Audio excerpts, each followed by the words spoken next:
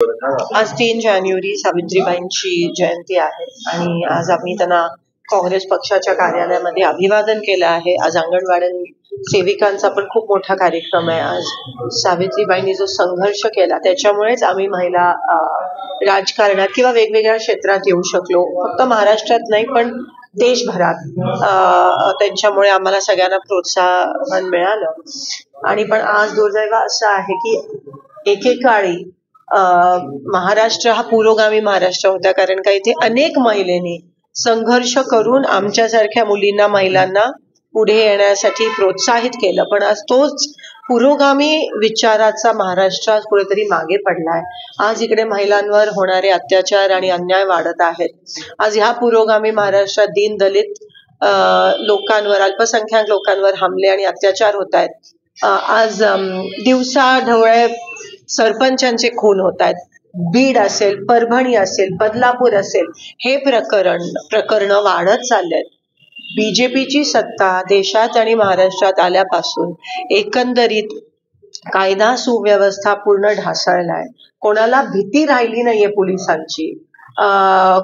सगळ्यांनी कायदा सुव्यवस्था एकंदरीत हातात घेण्याचा प्रयत्न या ठिकाणी केलाय.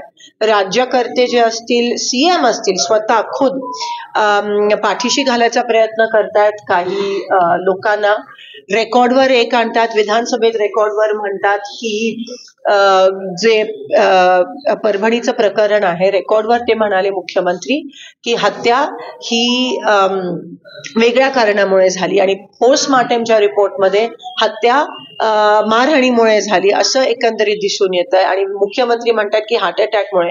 तफावत एवढी आहे, कुठेतरी मुख्यमंत्री असो, सत्ताधारी असो, हे जे खुनी आहेत त्यांना पाठीशी घालण्याचा प्रयत्न करतायत. आज कोणीही या महाराष्ट्रात सुरक्षित राहिलं नाहीये. महिला राहिल्या नाहीयेत, लोक राहिली नाहीयेत, गावकरी गरीब कोणीही राहिलं नाहीये. आणि एकंदरीत पूर्णपणे ही असं होत असताना तिथे सत्ता कोणाला मिळाली पाहिजे, कोणाला कोणतं मंत्रीपद मिळालं पाहिजे, त्याकडे जास्त लक्ष केंद्रित होत होतं. आणि दुसरीकडे हे गोरगरीब लोक त्या ठिकाणी मरत होते आणि त्यांच्यावर अन्याय होत होता. या गोष्टीचा मी मुख्यमंत्र्यांचा निषेध करत आहे.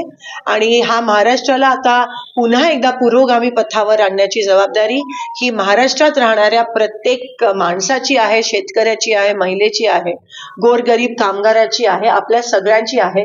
कारण का राज्यकर्त्यांकडून आता फारशा अपेक्षा राहिल्या नाहीयेत. सावित्रीबाई फुलेंची आज जयंती आहे. खरं तर भारतरत्न त्यांना मिळावं ही मागणी गेल्या अनेक वर्षांपासूनची आहे. आपण त्यामध्ये कशा पद्धतीची मागणी? नाही, नक्कीच आम्ही संसदेत ही मागणी मांडली आधी आणि वारंवार त्या ठिकाणी आम्ही ती मागणी करणार आहोत आणि त्यांना नक्की मिळेल अशी आम्ही प्रयत्न करणार. बीडमध्ये मसाजूचे सरपंच संतोष देशमुख यांची हत्या झाली आणि त्या प्रकरणाची धनंजय मुंडे यांचं नाव जे तिथले स्थानिक लोकप्रतिनिधींची गोष्ट आहे, त्यांचा राजीनामा मागितला जातोय. मात्र सरकार त्या पद्धतीनं पावलं उचलत नाही. उलट वाल्मिक कराड यांचं नाव खंडणी प्रकरणामध्ये आरोपी आहे, त्यांना मात्र व्हीआयपी ट्रीटमेंट मिळत असल्याचा आरोप. तुम्ही बघा, लॉरेन्स बिश्नोई पासून वाल्मिक कराड पर्यंत जे गुन्हेगार आहेत, जे जेलमध्ये बसून प्लॉटिंग, आणि ते गुजरात आणि हे महाराष्ट्र, म्हणजे आमचं महाराष्ट्र पण युपी बिहार गुजरात सारखं बनवतायत, ह्यांना पाठीशी घालतायत. आणि मी जेव्हा बीडला गेली तेव्हा देशमुखांची मुलगी आहे, ती मला म्हणाली, ताई मला खूप भीती वाटते, मी पण पोलीस प्रोटेक्शन मागितलं आणि मला अजूनही देत नाहीये सरकार. म्हणजे तुम्ही विचार करा किती दहशतीचं वातावरण त्या ठिकाणी निर्माण झालंय सगळ्यांवरच एकंदरीत. आणि सरकार 100% पाठीशी घालतंय. गुन्हेगार जेलमध्ये बसून इंटरव्ह्यू देत आहेत त्या ठिकाणी आणि त्यांच्यासाठी स्टुडिओ सेटअप केला जातो. असं जर असेल आणि गुन्हेगारांना व्हीआयपी ट्रीटमेंट देत असतील, पोलिसांवर प्रचंड प्रमाणात दबाव हे सरकार टाकत असेल, चुकीचे स्टेटमेंट दिल्या, चुकीचे FIR फाईल करायला, डॉक्टरांवर PM रिपोर्ट बदलण्यासाठी जर प्रेशर होत असेल तर सामान्य माणसांनी जायचं तरी कुठे? धनंजय मुंडेंचा राजीनामा झाला पाहिजे असं 100% झालाच पाहिजे. जर ते ह्या प्रकरणात, पूर्ण प्रकरणात ते आहेत असं दिसून येते एकंदरीत.